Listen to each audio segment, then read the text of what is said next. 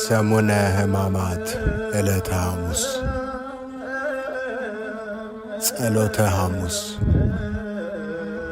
በዕለተ ሐሙስ ጌታችን መድኃኒታችን ኢየሱስ ክርስቶስ እርሱ የዓለም መድኃኒት የሰው ልጆችንም ልመና የሚቀበል አምላክ ሆኖ ሳለ በዚህች ቀን በአትክልት ቦታ ገብተው አይሁድ መጥተው እስከሚይዙት ድረስ ሥጋን የተዋሃደ ፍጹም አምላክ ፍጹም ሰው መሆኑን ለማጠየቅ ለአርያነት ይጸልይ ስለነበረ ይህች ዕለተ ጸሎተ ሐሙስ ተብላ ትጠራለች።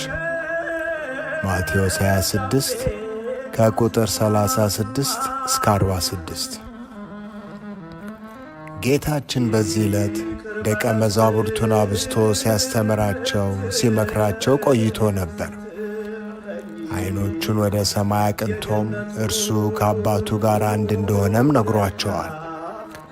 ከዚያም ለብቻው ፈቀቅ ብሎ ወዙ እስኪፈዝ ከሰገደና ከጸለየ በኋላ ወደ ደቀ መዛሙርቱ ሲመለስ ተኝተው ስላገኛቸው ከተኙበት ቀስቅሶ 1 ሰዓት ያህል እንኳን ከእኔ ጋር መትጋት አቃታችሁን? ወደ ፈተና እንዳትገቡ ትጉና ጸልዩ ብሏቸዋል።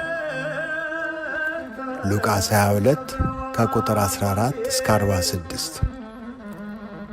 ከዚህም በኋላ እርሱ ከባሕሪ አባቱ ከእግዚአብሔር አብ ጋር ስላለው አንድነትና ክብር ለሐዋርያት ካስተማራቸው በኋላ ኢየሱስም ይህን ተናግሮ አትክልት ወዳለበት ስፍራ ወደ ቄድሮስ ወንዝ ማዶ ከደቀ መዛሙርቱ ጋር ወጣ፣ በዚያም ገባ ተብሎ እንደተጻፈ ከደቀ መዛሙርቱ ጋር ለጸሎት ወደ አትክልቱ ስፍራ ሄደ። የአስቆሮቱ ይሁዳም ይቺን ስፍራ ቀድሞ ጌታ ይወዳት እንደነበር ያውቃልና የካህናት አለቆችንና ጸሐፍትን ፈሪሳውያንን እንደዚሁም ሌሎች ፋና ጋሻና ጦርም የያዙትን ጭፍሮች አስከትሎ ወደ እርሱ መጣ። በዚህም ጊዜ ጌታችን ደቀ መዛሙርቱን ተነሱ እንሂድ፣ እነሆ አሳልፎ የሚሰጠኝ ቀርቧል አላቸው። ከዚያም ወደ እነርሱ ቀርቦ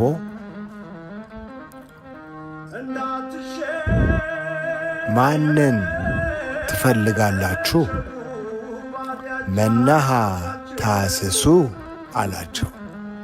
እነርሱም ንሕነሰ ነሐስስ ኢየሱስ ናዝራዊ፣ ናዝራዊውን ኢየሱስን እንፈልጋለን አሉት። ዮሐንስ 18 ከቁጥር 1 እስከ 7። ያን ጊዜም ይሁዳ ወደ እርሱ ቀርቦ መምሬ ሆይ ቸራለህን?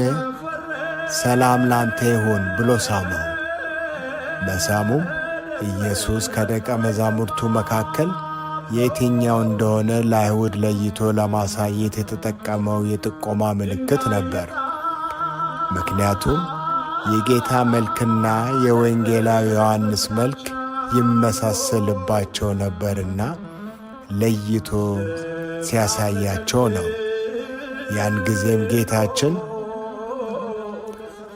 በሲእመኑ ታገብኦ ለወልደ እጓለ እመሕያው፣ የሰውን ልጅ በመሳም አሳልፈ ትሰጠዋለህን ብሎታል።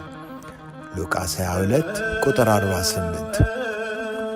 ከዚህም በኋላ ከእርሱ ጋር የመጡት አይሁድና ጭፍሮቻቸው ጌታ ኢየሱስንም በ6ኛው ሰዓተ ሌሊት ያዙት። ወደ ሽማግሌዎችና ወደ ሊቀ ካህናቱ ወደ ቀያፋ ወሰዱት። ጴጥሮስ ግን ከሩቅ ሆኖ ይመለከት ነበር። የነገሩንም ፍጻሜ ያይ ዘንድ ከአንድ ቅጥር ገብቶ ተቀመጠ። አይሁድም ይህን ቤተ መቅደስ አፍርሱት፣ በሦስተኛው ቀን ሠራዋለሁ ብሏል ብለው ከሰሱት። ለዚህም 2 የሐሰት ምስክሮችን በክርስቶስ ላይ አመጡ። ሊቀ ካህናቱም ተነስቶ እንዲህ ሲያጣሉ አትሰማምን አለው። ጌታችን ግን ምንም አልመለሰለትም። ሊቀ ካህናቱን ክርስቶስ ተብሎ የተነገረልህ የእግዚአብሔር ልጅ አንተ እንደሆንክ ንገረኝ አለው። ጌታችንም አንተ አልክ አለው። ያን ጊዜ ሊቀ ካህናቱ ተናዶ ልብሱን ቀደደው፣ ራሱንም በብረት ዘንግ መቱት። ይህም ጊዜ የመከራው ጅማሬ ነበር። ማቴዎስ 26 ከቁጥር 61 እስከ 64። የምስጢር ቀን። ከሰባቱ ምስጢራተ ቤተ ክርስቲያን መካከል አንዱ የሆነው ምስጢረ ቁርባን የተመሠረተው በዚች ዕለት ነውና ይህቺ ዕለት የምስጢር ቀን ተብላ ትጠራለች። መድኃኒታችን ክርስቶስ በዚች ዕለት ሐሙስ ለዓርብ ምሽት በሁለተኛው ሰዓት ሌሊት ኅብስትን ባርኮ ለ13ቱ ከፈተተ በኋላ ለደቀ መዛሙርቱ ሰጥቷቸዋል።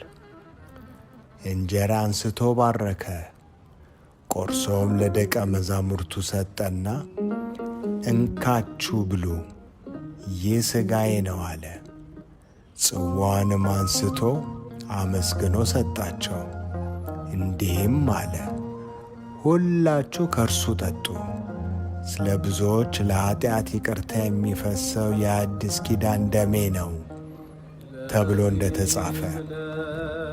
13ኛው ደግሞ ምንም እንኳን የሚጠቅመው ባይሆንም ለእርሱ የሚቀበለው አድርጎታል። ጥኢሞ አጥአሞሙ ቀምሶ አቀመሳቸው እንዲል አንድም አብነት ለመሆን እንደዚሁም ነገ በመልዕልተ መስቀል 13ቱን ሕማማተ መስቀል እቀበላለሁ ሲል ነው።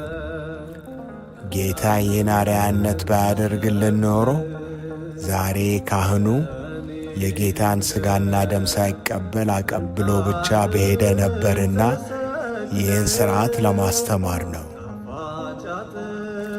በዚህ መሠረት እኛ ከነርሱ ከመድኃኒታችን ክርስቶስ ጋር አንድ የምንሆንበት ምስጢር ለደቀ መዛሙርቱ የገለጠባት ዕለት በመሆኗ ይህች ዕለት የምስጢር ቀን ተብላ ትጠራለች። በዚህች ዕለት የቅዳሴ አገልግሎት የሚፈጸም ሲሆን የቅዳሴው ሥርዓትም ዝቅ ባለ ድምፅ በሎሐስ ነው። የቃጭሎን አገልግሎት የሚተካው ጸናጽል ሲሆን ይህም አይሁድ ጌታችንን ሊይዙት በመጡ ጊዜ ድምፃቸውን ዝቅ አድርገው በሎሐሰስ እየተነጋገሩ መምጣታቸውን ለማሰብ ነው። በቅዳሴው ጸሎተ ተአምኖ ሥርዓተ ኑዛዜ የማይደረግ ሲሆን ሥርዓተ ቁርባን ግን ይፈጸምበታል። ይህም የሚደረገው ጌታችን ለእኛ ለሰው ለምዕመናን ወገኖቹ የሰጠውን ዘላለማዊ ቃል ኪዳን ለማሰብ ነው። በዚህችም ዕለት ኦርቶዶክሳውያን ምዕመናን ቀድመው ራሳቸውን በንስሐ በማዘጋጀት ቅዱስ ሥጋውንና ክቡር ደሙን ይቀበሉታል። የሐዲስ ኪዳን ሐሙስ። ይህች ዕለት መድኃኒት ክርስቶስ ራሱን የተወደደ መሥዋዕት አድርጎ የገለጠባት፣ በእንስሳት ደም ይቀርብ የነበረው መሥዋዕት ኦሪትም አብቅቶ አማናዊ የአዲስ ኪዳን መሥዋዕት ለድኅነተ ዓለም የተበሰረባትና የተጀመረባት ዕለት በመሆኗ የአዲስ ኪዳን ሐሙስ እየተባለች ትጠራለች። መድኃኒት ክርስቶስ ይህ ጽዋ ስለ እናንተ በሚፈሰው በደሜ የሚሆን አዲስ ኪዳን ነው፣ ከእርሱም ጠጡ በማለት እንደ ተናገረው ሉቃስ 22 ቁጥር 20። የሕጽበተ እግር ቀን። በዚህች ዕለት በመጀመሪያው ሰዓት ሌሊት በመጽሐፍ ማበሻም ጨርቅ ወስዶ ታጠቀ። በኋላም በመታጠቢያ ውሃ ጨመረ። የደቀ መዛሙርቱንም እግር ሊያጥብና በታጠቀበት ማበሻ ጨርቅ ሊያብስ ጀመረ። ወደ ስምዖን ጴጥሮስም መጣ። እርሱም ጌታ ሆይ አንተ የኔን እግር ታጥባለህን? አለው። ኢየሱስም መልሶ እኔ የማደርገውን አንተ አሁን አታውቅም፣ በኋላ ግን ታስተውላለህ አለው። ጴጥሮስም የእኔን እግር ለዘላለም አታጥበኝም አለው። ኢየሱስም ካላጠብኩ ከእኔ ጋር ዕድል የለህም ብሎ መለሰለት። ስምዖን ጴጥሮስም ጌታ ሆይ እጄንና ራሴን ደግሞ እንጂ እግሬን ብቻ አይደለም አለው። ኢየሱስም የታጠበ እግሩን ከመታጠብ በቀር ሌላ አያስፈልገውም፣ ሁለንተናው ግን ንጹሕ ነው። እናንተም ንጹሐን ናችሁ፣ ነገር ግን ሁላችሁም አይደላችሁም አለው። አሳልፎ የሚሰጠውን ያውቅ ነበርና ስለዚህ ሁላችሁ ንጹሐን አይደላችሁም አለ። እግራቸውንም አጥቦ ልብሱንም አንስቶ ዳግመኛ ተቀመጠ። እንዲህም አላቸው፣ ያደረግሁላችሁን አስተውላችኋልን? እናንተ መምህርና ጌታ ትሉኛላችሁ፣ እንዲሁ ነኝና መልካም ትላላችሁ። እንግዲህ እኔ መምህርና ጌታ ስሆን እግራችሁን ካጠብኩ፣ እናንተ ደግሞ እርስ በርሳችሁ እግራችሁን ትተጣጠቡ ዘንድ ይገባቸዋል። እኔ ለእናንተ እንዳደረግሁ እናንተ ደግሞ ታደርጉ ዘንድ ምሳሌ ሰጥታችኋልና ተብሎ በወንጌላዊው ቅዱስ ዮሐንስ እንደ ተጻፈ። ዮሐንስ 13 ከቁጥር 4 እስከ 15። እንግዲህ ከዚህ በላይ ከተጠቀሰው ከወንጌላዊ ቃል እንደምንረዳው ጌታችን የደቀ መዛሙርቱን እግር ያጥብ ዘንድ በጴጥሮስ ጀምሯል። ጴጥሮስ ግን እኔ ያንተ ደቀ መዝሙር ስሆን በአንተ በመምሬ ልታጠብ አይገባኝም አለ። ጌታችንም መልሶ እውነት እውነት እልሃለሁ እኔ እግርህን ካላጠብኩ ከእኔ ጋር ዕድል ፈንታ የለህም። ከዚህም በኋላ ሌሎችንም ሐዋርያት አጥቧቸዋል። አሳልፎ የሚሰጠውን ይሁዳን እንኳን ሳይቀር እግሩን አጥቦታል። ጌታም ይህንን ያደረገው አሳልፎ እንደሚሰጠው ሳያውቅ ቀርቶ አልነበረም፣ ፍቅርን ሊያስተምረው ለንስሐም ጊዜን ሊሰጠው እንጂ። በሌላ በኩል ደግሞ እኛንም ለሚወዱን ብቻ ሳይሆን ለሚጠሉን እንኳን በጎ ማድረግ እንደሚገባን ሲያስተምረን ነው። ዮሐንስ 13 ቁጥር 8። ጌታችን ተጠምቆ ተጠመቁ፣ ጾሞም ጹሙ እንዳለን ጸልዮ ጸልዩ፣ ሰግዶም ስገዱ ሲለን እንደዚሁም የደቀ መዛሙርቱን እግር አጥቦ እናንተም እንዲህ አድርጉ ብሎ አርአያነቱን ሲያሳየን መምህረ ትሕትናነቱን ሲገልጥልን ነው። ዛሬም ከፓትርያርኩ ጀምሮ ሊቀ ጳጳሳቱና ካህናቱ ሁሉም በየማዕረጋቸው የምዕመናኑ እግር ዝቅ ብለው የሚያጥቡበት የጌታን የትሕትና ሥራ ለማሰብ ነው።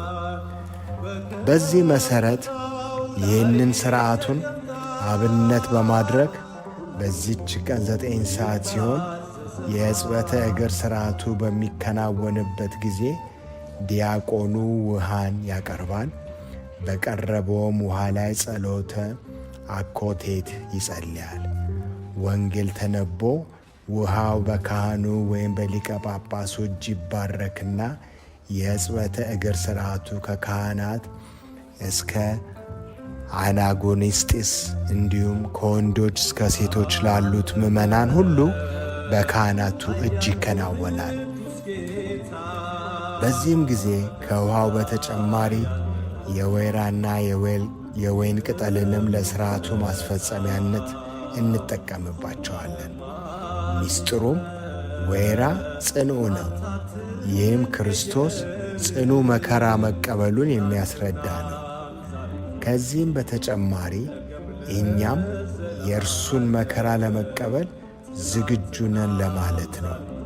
የወይኑ ቅጠል ደግሞ በወይን የተመሰለ ደሙን አፍስሶ ለምዕመናን የሕይወት መጠጥ የሆናቸው ዘንድ መስጠቱን ለማዘከር ሲሆን በዚህች ዕለት ጌታችን የደቀ መዛሙርቱን እግር በማጠብ የፈጸመው የሕጽበት እግር ሥርዓትም ለካህናትና ለምዕመናን የትሕትና ሥራን ለማስረዳት መሆኑ አንትሙስ ከመዝ ግብሩ ለቢጽክሙ፣ እናንተም ለባልንጀሮቻችሁ እንዲህ አድርጉ በማለት ነግሮናል። የቤተ ክርስቲያን ሊቃውንትም በቀኝና በግራ በመቆም ሐዋርያቲሁ ከበበ እግረ አርዳኢሁ ሐጸበ እያሉ ይዘምራሉ። ይህ ሥርዓት ከተጠናቀቀ በኋላ ሥርዓተ ቅዳሴው ተከናውኖ ምዕመናን ቅዱስ ሥጋውን ክቡር ደሙን ይቀበላሉ። ማቴዎስ 26 ቁጥር 26፣ ዮሐንስ 13 ቁጥር 10። ይቆየን። እግዚአብሔር ትልቅ ነው በሰማይ በምድር፣ ማነው አንተን ጠርቶ ስትረዳው የሚያፍር? ባህር ውቅያኖሱ ይታዘዙልሃል በሰማይ በምድር። አንተ ማን ይመስላል በሰማይ በምድር? አንተ ማን ይመስላል? እግዚአብሔር እግዚአብሔር አንተ ታላቅ ነህ። እግዚአብሔር እግዚአብሔር አንተ ኃያል ነህ። ሞገድ አይሸፍንም ኃይላት አይችሉም አንተ። ሞገድ አይሸፍንም ኃይላት አይችሉም አንተን።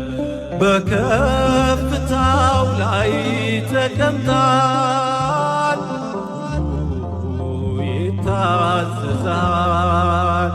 በከፍታው ላይ ተቀምጣል